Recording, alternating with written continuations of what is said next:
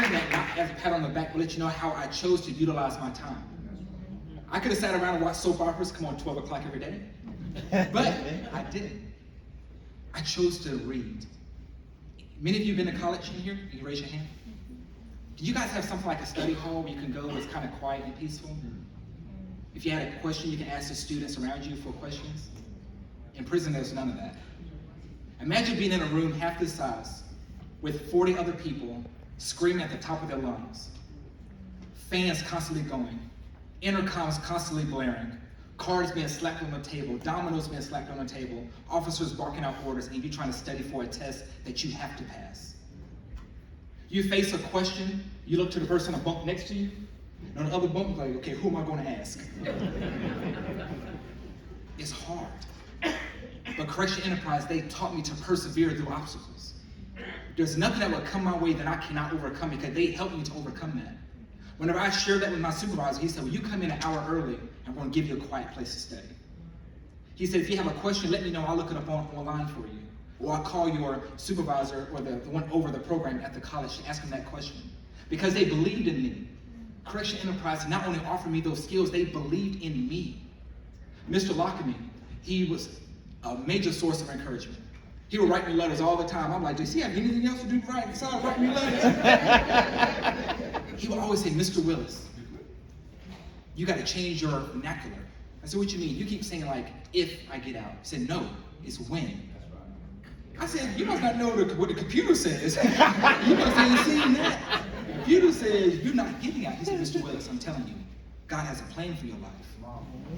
He said, matter of fact, when you get out, I want to order you some pizza. He know I love some pizza. And I said, okay now, I want my pizza. And when I was released, without me having to ask him, because I was going to, he said, Mr. Willis, I'm going to take you for that pizza. And he did. It wasn't the best pizza in the world. We shouldn't have went to that place. When we walked in the room and we noticed we were the only customers, we should have known. That wasn't the best place to go. But after spending 26 years in prison, I ate every piece. I'll tell you that much. I ate every piece. But I'm here to let you know this, that things were so different for me once I was released. The world has changed in 26 years. They didn't have pagers anymore. Any of you know what a pager is? Cassette tapes, the rotary phone. They didn't have any of those things anymore. Learning how to use a laptop, the internet, a cell phone. There's a picture of me looking at like, okay, how do I turn it on? Like Siri, on? I don't know. I had to learn everything. Toilets flush by themselves now. What? No one tells you this ahead of time. I go in the bathroom, I'm like, I move and the toilet flushes by itself. I'm thinking, are there cameras? Are they watching me? How do they know I was done? How do they know? I went to a water fountain to get some water, and I'm there looking for the button. There's no button, and the older lady came to me and said, you have to put your head down there. I put my head down, and the water just splashed me right in my eyeball. I said, there should be signs up to let you know, beware, close your eyes when you get water from a water fountain. These are just small examples to give you how much the world has changed. There are men and women who've been in prison longer than I've been alive. I've had bunkmates who've been in prison 40 and 50 years, so imagine the struggles they're going to face. But those of you who are in reentry, and those of you who are employers, we're counting on you. They're sitting on their bunks right now hoping and praying that someone would give them an opportunity. Many of us, we used to sit around the bunks, we'd talk about the craziest things just to pass the time. On rainy days, those are days we have to stay inside, so we try to find things we can talk about.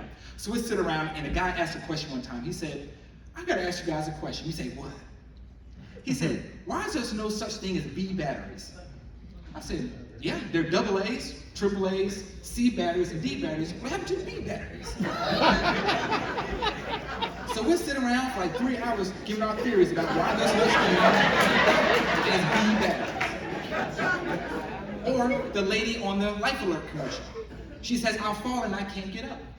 Just ask the camera guy. Why not ask him? He's right there. But these are things that we ask ourselves. But on a more serious note, we also ask questions like, what am I going to do when I get out? Where am I going to live? What kind of job am I going to be able to have because of my criminal background? And that's why you're here today. That's why I came here today. I took off work to be here. My boss been blowing up my phone asking for things. They just don't know I can't do it right now because I'm on a mission. Amen. I'm here to be a voice and example because those men who ask me those questions, what am I going to do? Where am I going to live? Where am I going to work? Now I can give them an answer. I can tell them that there's a room full of people who believe in you, who believe in your future, because if not, you wouldn't be here. The one thing I can say is this. My mother, she was in a hospital recently. And the one thing that she used to always say to me is like, I want to keep holding on till you get home. Because when I hear she was sick, I said, Mom, just keep holding on. Do not give up. She said, I don't know how much longer I can hold on, son. I said, don't let me go now. You're my rock. And the moment I got out of prison, every chance, she lives in Fayetteville, so every chance I can, I try to go down there and visit her like maybe twice a month. But I told her, say, if you ever need me, I just got me a brand new 2023 Kia Rio. I keep it gassed up for my mama. She called me, I'm gonna be there. Don't need to make no pit stops, I'm there. And then whenever my sister gave me a call, like 1 o'clock in the morning, says, Mom just went to the hospital. I already had my emergency bag, I already had it ready. And she said, just wait, let's see till she gets settled. And the next morning, as soon as visitation opened, I was at the hospital. And there was a person there who we know. She said, your son is here. She said, oh, I know he was coming. She said, you don't know who it is? She said, oh, I know who it is. I knew he was coming. And that blessed my heart because my mom, she knew. The one thing I could not do for so many years, now that I have the opportunity to do, I'm going to be there. There's so many other men and women who are incarcerated, who want those same desires. So they work every day in Correction Enterprise, preparing themselves for a smooth and successful transition. Because it's better to be prepared and not have an opportunity than have an opportunity not be prepared. When Mr. Lockerman told me, he says, as soon as you get out, I'm going to have a packet ready for you. All you have to do is fill it out and we're going to get you a job. That's exactly what he did. Immediately, I don't even know how you got my phone number. Oh, he's in the computer? I didn't know my phone number at the time. So he just called me and says, you ready to go to work? I said, absolutely. He said, I got someone ready to hire you. I'm like, sure, that's fine. If it's more than 40 cents a day, I'm ready. More than 3 months a day, I'm in. Let's do it. He was able to get me a job. And I've been working there for almost a year now. Maybe it will be a year. See, it's a job. And I'm so grateful for that opportunity. But I'm still looking for a career. And I'm so grateful for the job, thank you. But I tell them I'm on LinkedIn all the time. I'm always putting in applications because I'm looking for a career, something that I can invest myself in, something that I can add value to. Because when you're incarcerated, the one thing we do is this, we have everything to lose and everything to gain. Whenever we're given the opportunity to work, many of us, we're going to have child support to pay, restitution. We can't afford to call out. We used to work in every day, 7 days a week for 40 cents a day. You think I'm going to miss it for $20 an hour? What? You crazy? My employer said, is it okay, do you mind working on Thanksgiving? I've been working on Thanksgiving for 26 years. What? So why would you not want to hire someone who's going to value that opportunity? Whenever all the other employers say, I can't go to work today, I go. Time and a half, what? Has extra gas in their Kia Rio.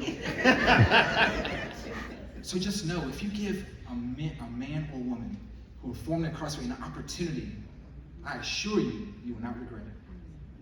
My landlord comes to me at least once a month. He said, Mr. Willis, thank you. I said, I should be thanking you. I ran into so many scams. People trying to allow me to rent a home that wasn't even theirs. I ran into it so many times. My landlord, he says, just don't tear up my house. I said, listen, the opportunity you've given me, I am not going to let you down. He came by just yesterday to pick up the rent. He says, you don't like the one moved in here. I said, I ain't put no holes in your wall. I'm not hanging up nothing. I don't even slide my chairs on the floor. I pick it up and move it. Because I want to stay there as long as he allowed me to. Because I value that opportunity. If I didn't care, I'd scrape up the floor. I'd put crayons on the wall or whatever. I'm not going to do that. In the same mindset I have, the same mindset so many others will have. Because Correction Enterprise instills dignity, integrity, soft and hard skills in all of us. They believe in us. I'm asking you to believe in us as well. Thank you.